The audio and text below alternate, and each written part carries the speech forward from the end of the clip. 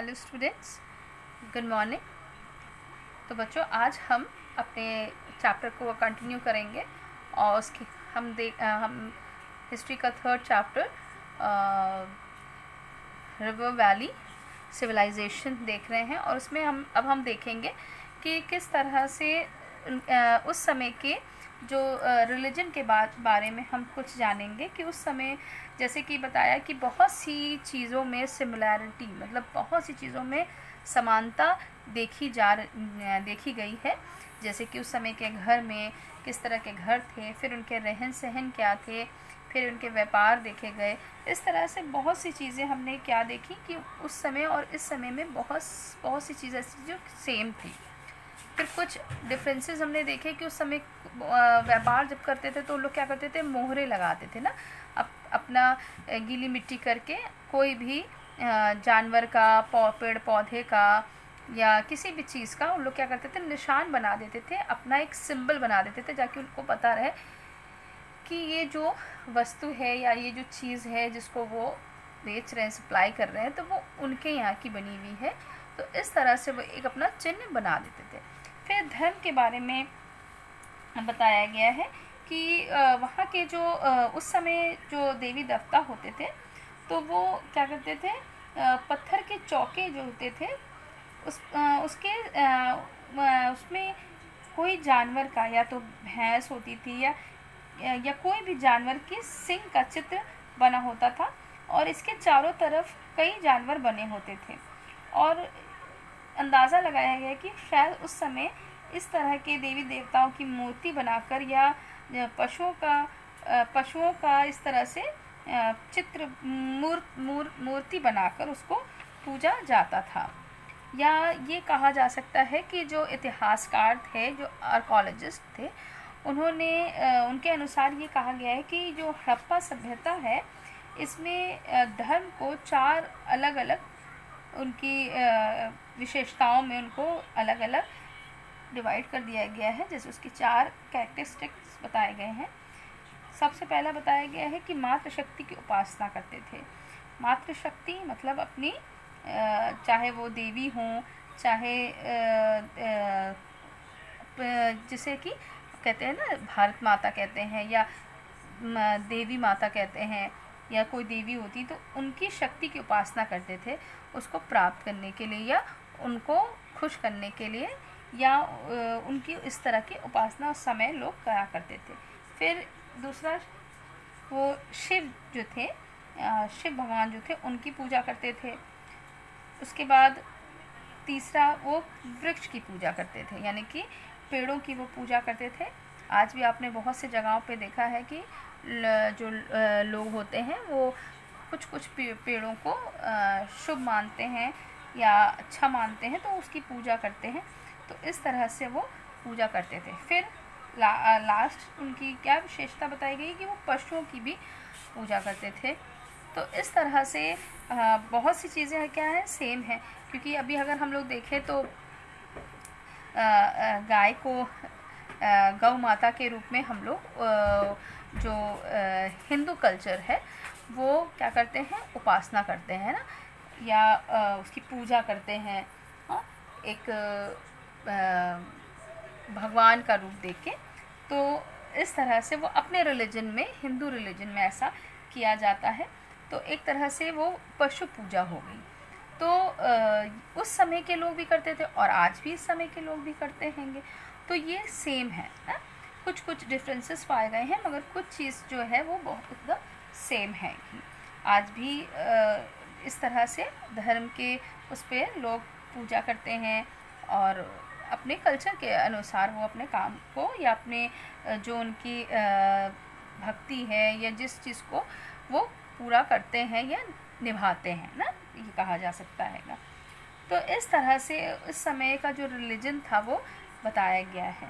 फिर दिखा रहे हैं इसमें कि किस तरह से ये जो डिक्लीन ऑफ इंडस सिविलाइजेशन, यानी कि किस तरह से नगरों का अंत होने लगा। फिर इसमें बताया गया है कि आज से 4-5 हज़ार साल पहले जब ये हड़प्पा नगर या शहर हुआ करते थे, तो उस समय ये नगर लगभग 1000 साल तक बने रहे। हाँ, मतलब बताया गया है कि आज से 4-5 हज़ार साल पहले जब ये नगर बन रहे थे और 1000 साल पहले तक ये बने रहे थे। मतलब कितने साल तक बने होंगे ना, कितने हज़ार साल पहले बताया गया कि बने थे और अभी लगभग 1000 साल पहले तक ये बने हुए थे। फिर किसी कारण से वे नष्ट हो गए और मिट्टी में दब गए। किसी कारण से वो क्या होने लगे, दब गए और नष्ट हो गए या मिट्टी में दब गए। हाँ, दबे थे ना, क्योंकि जब ये आर्कोलॉजिस्ट जो थे, जब इसकी खोज की गई तो खोदा गया, तब देखा गया कि ना नए नए शहर और नए नए घर ये सब ज़मीन के लिए तो खोद के निकाले गए थे। तो इस तरह बताया गया है कि मतलब आज से 4-5 हज़ार साल पहले इस तरह के नगर शहर हुआ करते थे और जो कि 1000 साल पहले तक भी थे, मगर किसी कारणवश वो या तो नष्ट हो गए या मिट्टी में दब गए। फिर क्या बताया गया है कि क्या कारण हो सकता है कि बाढ़, भूकंप, महामारी, आक्रमण या आग, या आरियों का आना। मतलब इसमें कारण देखा गया है कि क्या कारण हो सकता है कि जिसके वजह से ये जो नगर थे उस समय ये जो ख़त्म होते चले गए या दब गए, तो इनके क्या कारण हो सकते हैं।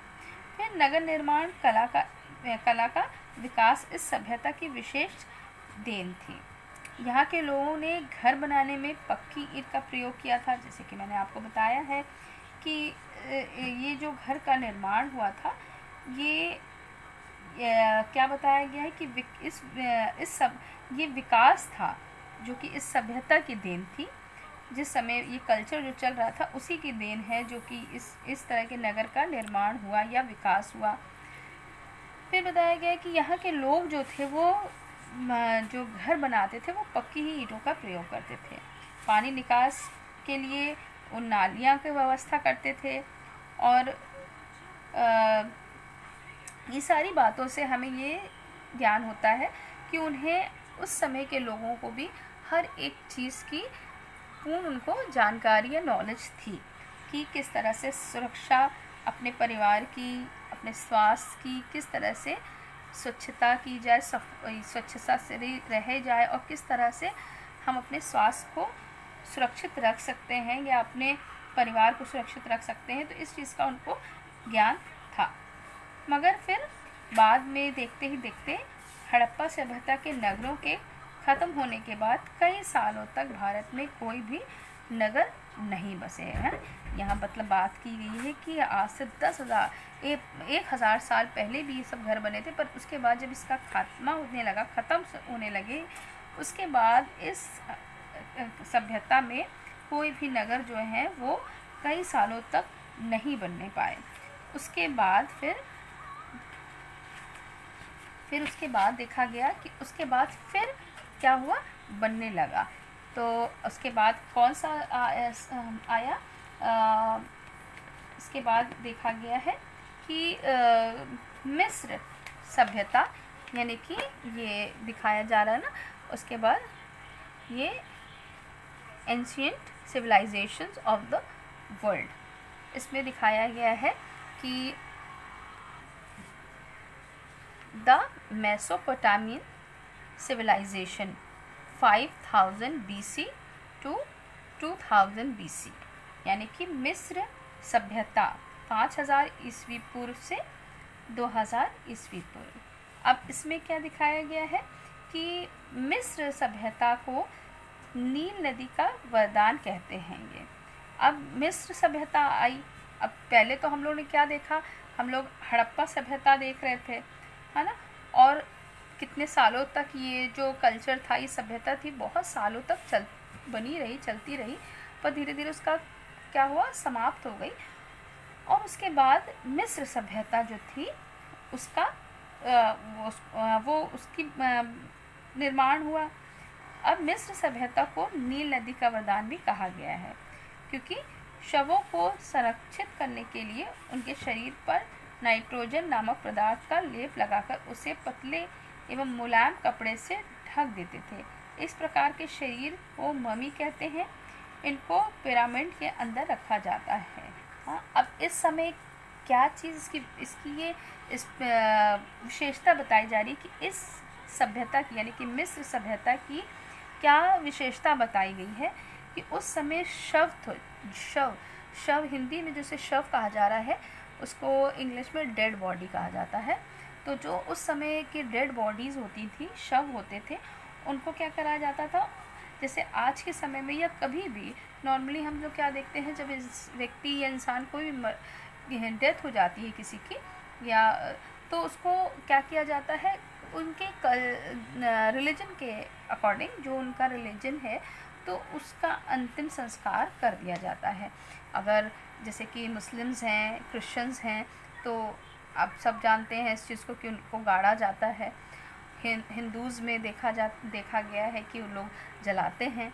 तो अलग अलग रिलीजन का अलग अलग अपने कल्चर हैं या अपनी जो परंपराएं हैं उसके अकॉर्डिंग करते हैं।